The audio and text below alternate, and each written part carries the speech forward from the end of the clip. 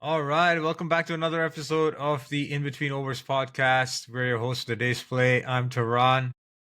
And I'm Ishan. All right, so we're gonna do our daily series with the India Australia Border Gavaskar Test series going on right now. There's 5 Test matches to cover. We're gonna do our best to give you daily reviews on each day's play. So we're gonna start with day one. What a day! What a day! Who saw that coming? Well, maybe I did. I think I said slog sweep last time that Ah, we're gonna see a spicy wicket, and we saw a spicy wicket. 17 wickets, 217 runs. Ishan, what were your thoughts on the day? man, you could not have asked for a better start to the series down under. I had anticipated, India digging in, trying to spend as much time as he can on the wicket. Spicy wicket, as you mentioned, India struggled, but then, India's bowling was phenomenal. I know, we were late over here, Eastern Coast, watching the match late into the night, but you could just not stop watching because every ball was something. And I know we'll discuss it more on this pod, but I just don't know where to start. Tehran, where should we start? Yeah, let's start with both of us running on fumes right now because we stayed up. At least I stayed up till 4 a.m. last night, 4 a.m. Eastern time, watching this game, and I just couldn't get my eyes off of it. It was such a enthralling day's play. Watching India bat, yeah, when you're watching them and you're watching Australia take the wickets, I was like, oh my god, here we go again. We're gonna get absolutely destroyed. And then you see that little partnership between Punt and Nitish Kumar Reddy. Shout out to him on debut. What an innings. Shout We'll out to talk more him. about that. Talk more about that. Uh, Gave us a little bit of fight back. Then I was thinking, okay, maybe you score a 200. Didn't get there. 150 seemed unders, but as they always say in cricket, uh, don't judge a don't judge a team until the other team has batted as well, right? Or don't judge the pitch until both teams have batted. And that's exactly what happened. Australia comes into bat and Bumrah does his boom boom magic.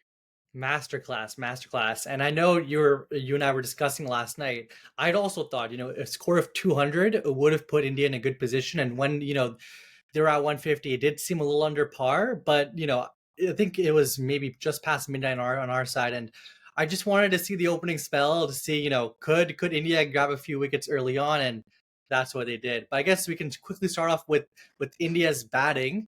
Let's For actually do the bowling. Let's actually do the bowling because that was like the highlight of the day, at least for me, and I'm sure for you as well. India's That was a bowling. meet. Oh my Yeah, gosh. It I have never I started my interest in cricket because of my father. He would always talk about India's, batting throughout the years. Then he would always talk about Pakistani bowling and Australian bowling back in the day. yeah. And I had never experienced it, but I would always hear about it. But now witnessing India's bowling attack, especially in the last few years, and especially looking at this opening spell down under, you saw glimpses of what people may have called real test match fast bowling, steaming in where, in test matches, numerous balls throughout 5 days, but every ball matters. And us seeing that with India's bowling yesterday was incredible. Oh yeah, the bowling was absolutely phenomenal. It was such a joy to watch them hunt as a pack. India's 3 pacers just went off, led from the front by the skipper, new skipper Jasprit Bumrah. What a performance! That first spell where Nathan McSweeney. Oh my gosh, you You gotta gotta feel feel for for him. him. You You gotta. It's gotta all feel you for say. You him. gotta feel for Yeah, and it's him. not even, and at least he didn't have to face the first ball, but he faced the second ball Second because ball, and I Kawaja's like felt, quickly off, but Punty's yeah, like, Coach I'm is out of like, here. over to you, mate. Over to you. Man, he was hopping all over the place. He just couldn't get a sense of which way the ball was going to move. And I think that was the biggest challenge for all the batsmen. The thing about bowling, fast bowling, is with swing, you can at least see it in the air from time to time, unless you're someone like a Jimmy Anderson where it's late swing and that's hard. But with sea movement, my goodness, you have no clue until the ball pitches. And even looking at the seam position on the ball doesn't help you. And you could tell that the Australians just had no clue which way Bumrah was bringing the ball. And that's exactly what happened to McSweeney. You had the previous ball move seam away, and then the Yes. next ball ducked right in, and this guy's like, "What the hell do I do?" And he had no clue. He was gone, and then within a couple of balls, you had Labuschagne edge one to slip, and maybe it's a good time just to share what happened in slips. Let's just say it was not the best day for Kohli in batting and also in the slips. It was I remember watching it. I thought it was out. I was KL Rahul. I was already up and celebrating. But then you see the ball trickle down as he was going down, maybe control it. Unfortunate, Kohli doesn't drop too many catches. But in that moment, you felt that dropping Labuschagne that early on, giving him a second chance, Labuschagne can really pump you in if you give him an opportunity. So I think India was a little deflated then, but India's bowling right after that, didn't miss a beat. I think that's just Boomer himself, right? You just move on to the Yeah, next ball, and yeah, you keep. You mentioned you keep hounding as a pack, which I think India yeah. did very well yesterday. Yeah, they just kept hammering a length and they just allowed the pitch to let the ball seam either way. And the Australians really had no chance. And all the dismissals were good balls. There wasn't a bad shot played. We look at Kawaja, nothing he could do there. He had to play the ball. Very next ball, the one of Australia's greatest ever. Zero clue. See, he might as well have opened the game. He might as well have opened the batting. Like he came in and no chance whatsoever. What an in you wouldn't call it an in swinger, but an in ducker since it seemed off the pitch. Zero clue, and just a nuance on that is Steve Smith is looking out of shape. I don't know where it's come from that he's back in form, but in the last few matches, this is how he's been getting out of late, where bowlers just aim at the stumps and they either get him LBW because he's missing the ball or they get him bowled. Yeah, no, I was reading the stat on Twitter. I think they mentioned how this is Stephen Smith's second time getting Golden Duck out, second time in 4 innings. And before that, it was zero. So obviously not the best phase for him. I think my little slog sweep last time where I said Steve Smith would pump runs down under is a little bit maybe not that accurate, at least in the first innings. You can never rule them out. Well, Legends are let's see. legends. Yeah, nine But innings to go. but 9 innings to go. nine Still. innings to go. But Yeah. but oh man, it was a plum delivery. Didn't even ask for a review, and you sense he was deflated. Again, Bumrah masterclass, and then that hat trick ball almost got head.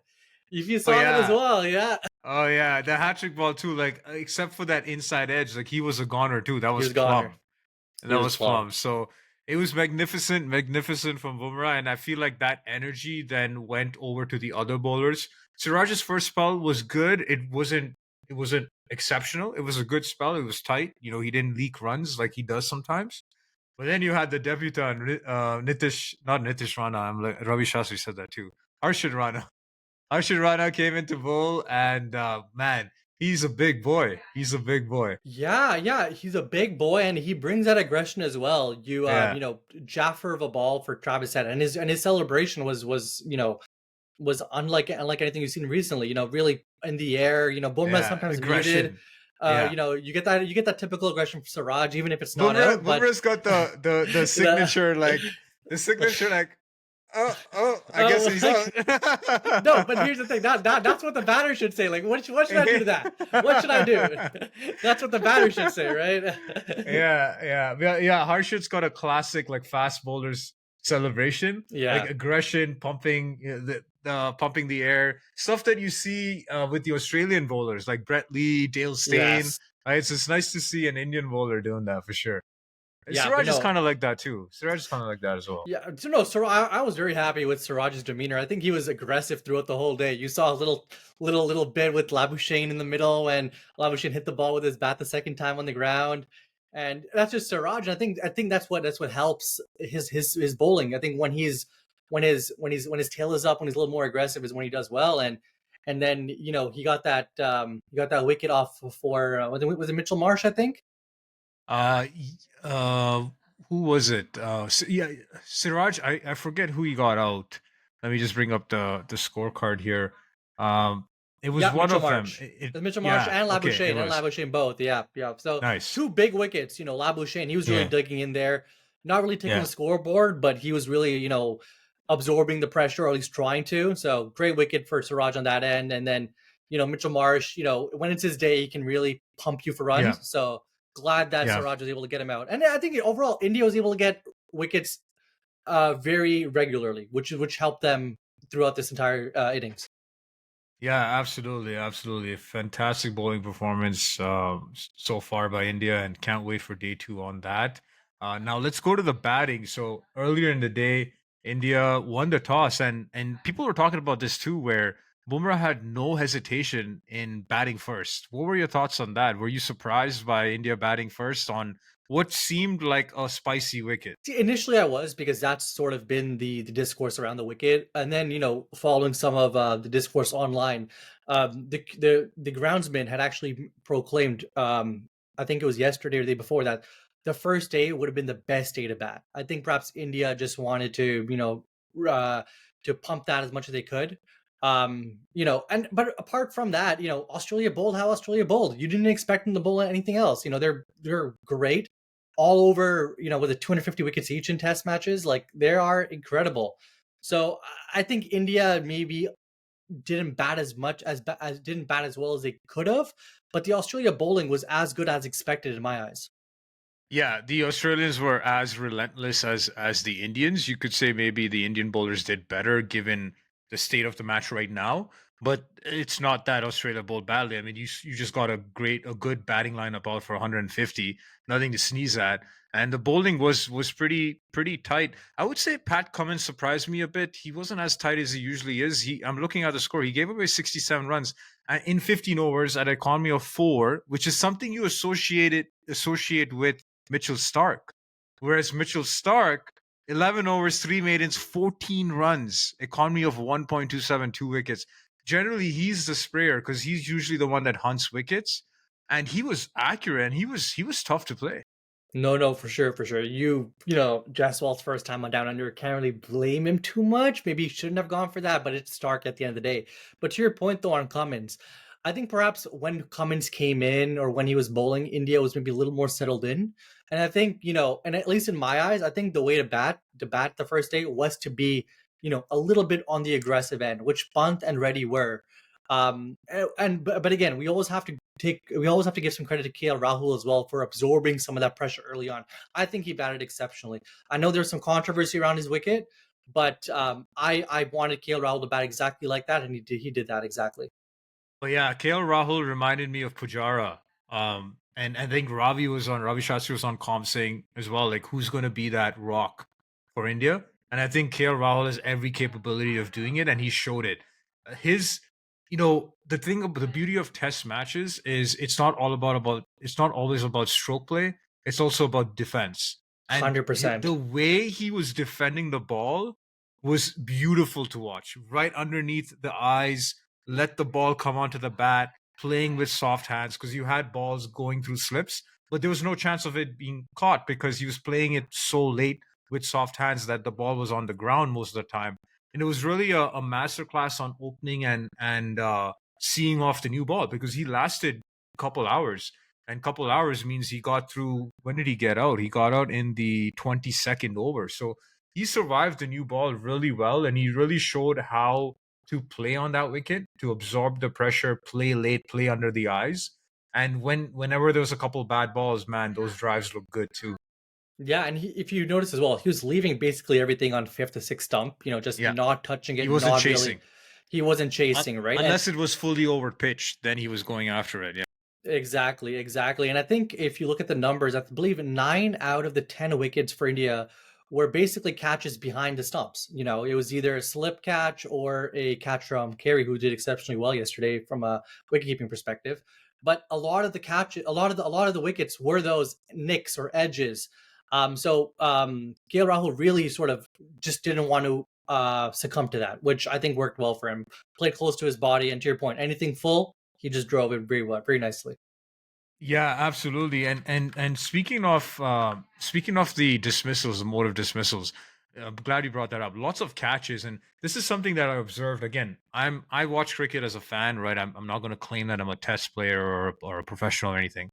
But what I noticed was India were having trouble with the bounce on the wicket, and then when Yes, you watch Australia batting, I noticed that they were very confident in leaving on length. And generally, when you think about leaving, you think about leaving outside the stumps so that it doesn't hit the stumps. But they were leaving balls that was straight on target to the stumps, but they trusted that the ball would bounce higher than the stumps. And we saw a lot of that. And I think and I think that's one of the differences between the two batting lineups. Now, which is the right way to go, I don't know, because both batting lineups haven't really put up great scores. Right now, India is ahead. So would you say that India's technique has been better so far? I don't know. But um, you'll notice that Australia's dismissals were more on LBWs and bowls. I think they've only had, yeah, one, two, three, four dismissals, three LBWs, one bowled, and three catches so far. Whereas, like you said, with India, they had nine catches, and majority of them behind the wicket in the No, I slips think in it the was I think it keeper. was 10 catches, but one of the catches was Kawaja Oh, down at I think the last yes, wicket, right? But to yes. your When point when though, Reddy was trying to go, yeah, yeah, yeah, yeah, but to your point though, I noticed it on comms as well. I think David Warner was mentioning is leaving on length is super important, not only in Australia but in Perth. And I think perhaps India just didn't, adjust to the bounce as well. You saw that with Jaiswal as well. It's just, again, that's the difference between home field versus away field advantage, yeah. right? That's exactly it. That's exactly it. And like dismissals, like the ones I can think of as party color, right? Yeah, it was kind of on in line with the stumps, but again, maybe if he trusted the bounce, he could have just let that play, or Let that or go. or just drop the hands, right? Let the ball through, kind of thing. And same thing with, I think, Washington Sundar was a similar dismissal. Yes, yes. Dhruv Jurel was tough. That was on target. That was also wasn't it wasn't back of the length. That was pretty full. So What you about can what about Kohli, King Kohli? Yeah. King Kohli, yeah. Okay, is it just me, or does it not make logic? Like, what's the logic in standing outside your crease when the ball is bouncing the way that it is? Again, I'm not a test match player, but I don't understand that from a logical standpoint. I know because you hear people say that when trying to negate Swing, the the swing, swing. right? The Yeah, swing. It wasn't really swinging that much yesterday, as we mentioned, yeah. right? It was It was mostly seaming and it was bouncing. seaming Yeah, and bouncing, right? yeah, Perhaps misreading it, and it was Hazelwood as well. So Hazelwood was gonna be accurate. He's gonna understand where you are in the crease and bowl accordingly. But they did show that it did bounce higher than expected, a lot higher than expected. Was it just a great ball that, perhaps we can just say that was a great ball that he just didn't read properly? But to your point though, standing that far out, I don't know if that yeah. was the best technique. Yeah, and when you stand out that far out of your crease, you're decreasing your reaction time, You because are as it is, the pitch isn't very long, and it's not like you're facing a dibbly dobbler. You're facing 140 plus, and so you want to give yourself as much time to react. And let's face it, Kohli's not 25 anymore; he's 35. So his reflexes, as fit as he is, it's not the same as when he was 25. So he needs to give himself as much time as possible, and I feel like he should have batted in his crease to give him that extra few milliseconds that would help him react better. That's just my perspective on it. no, no. My thoughts exactly. Really disappointing from him. There was a lot of talk about him coming to Australia to put up another ton, getting his seventh ton down under, but maybe next innings. But definitely, Hey, still got Hazelwood nine got innings. better. Still got nine Still innings. got Yeah, yeah, yeah, that's true. But still got Hazelwood nine got innings. got the better of him for sure. Yeah, yeah, and so let's talk about that partnership, Punt and Reddy. They came together. It seemed like for a while, it seemed like they were batting on a different pitch. The It confidence in the way they were approaching the intent was really good, whether it was defense or offense. That was my view. No, exactly that. And a thing that I've noticed as well, down under especially, India's batting has really gotten a lot of runs from the middle to lower end order. You saw that last time they were there with Washington Sundar and and a few other people. But this time around, Reddy and Pant really gave that partnership that India needed because essentially you needed that one partnership, and they did play very positively. I think they were both above 40 to 50% strike rate during their partnership. So and I think that was the way to bat on this pitch. You had to go for your shots. You had to take on batters because they were bowling so well. Yeah. Yeah, exactly. And I felt like there was always going to be a ball with your name on it. So you had to play your game. And it just so happens that both Punt and I'm finding out that Nitish Kumar Reddy, that's his game. He actually plays attacking cricket, which makes sense when you're coming in at number 8, right? And he really the way he attacked Lion as well, those inside out Yes. shots, oof, so beautiful to watch. And that's not an easy shot to play, especially Lion against the turn. Yes, it wasn't turning that much, but still, to execute it the way he did was really good to see, and a lot of promise in his innings too. For it being his debut innings to come out the way he did, full confidence, no fear of the moment, and that was beautiful to see. Yeah, no, I think that I think he made 41. That 41 in my eyes is equivalent to a half century. It was such an important time. But at the end, I think he could have maybe played a little bit slower. I don't know if he, just wanted to go for the shots. It seemed like every ball at the end with the last two wickets going, he went for every shot. I think he got dropped as well. Perhaps maybe just rotate the strike, have a little more faith in Siraj batting. I don't know, but good partnership that was well needed for India. Yeah, and I guess that's where experience or lack thereof shows, right? So his first innings probably didn't think that through properly. But either way, it worked out the way it worked out. He still put on a good performance. That 41 runs is going to be a big difference in the context of the game, just the way it's going right now. And so speaking of that, so what are your predictions, slog sweep for tomorrow? What are you looking forward to day two? Here's the thing. I really think Bumrah is going to go all guns blazing in the first session. I think that's what worked well for him bowling this time around as a captain. Because there was some talks about if Rohit Sharma was captain, would he have brought in Sundar early on? Bumrah was not of that opinion. Bumrah just stuck with his fast bowlers, really, really relied on them, and he got the wicket. So I'm expecting the same thing in the morning session. Um, I don't, and as much as Alex Carey has played really well recently, I don't expect too much of a battle from Australia. Again, anything can happen, but I definitely think India should have a lead of around 40 to 50. But then, you would hope to expect India to really dig in and bat. And I mean, when I say bat, I mean bat. Like, take your time. There's no rush. You know, um, but then again, with the Australian bowlers, with Nathan Lyon perhaps coming back into the picture, you don't know how they'll do. But long story short, I expect India to wrap up Australia fairly early on, perhaps with a 50-40 lead, and then you would hope India to really dig in and bat throughout the whole day. Okay. So I resonate with that. That's what I would want to happen as well. I would like Uh India oh. to wrap. Yeah.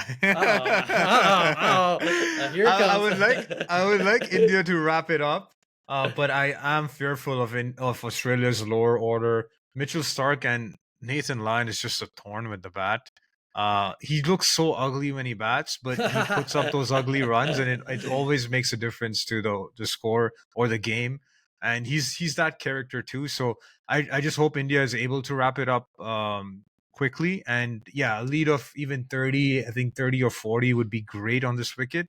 And they're saying that the pitch should get a little easier on day two, later on day two. So I mean, we'll just have to wait and watch to see if that is the case. But if India can bat in when the conditions are better, and if they can really dig in and get a target of, I don't know, I'm thinking like What's the anything target? over, yeah, I'm thinking anything over 200 Yeah. is going to be 250? challenging. Yeah, 250 maybe game over, but again, we don't know how the pitch is going to play out, right? that's So but I true. think anything over 200 will give India a fight. I think anything between 150 to 200 is not going to be easy, and anything under that, it looks like it would be Australia then if it's under 150. That's how I see it. No, very, very fair. But definitely after day one, the match is poised Oh for yeah. for a result. So I'm really happy for that. Yeah, yeah, excited. This is what we've been waiting for. This is what we've been dreaming about. This is what it's about. The pinnacle of the sport, the two best teams in the world. We can't wait for day two. And but until then, that's it for today. That stumps.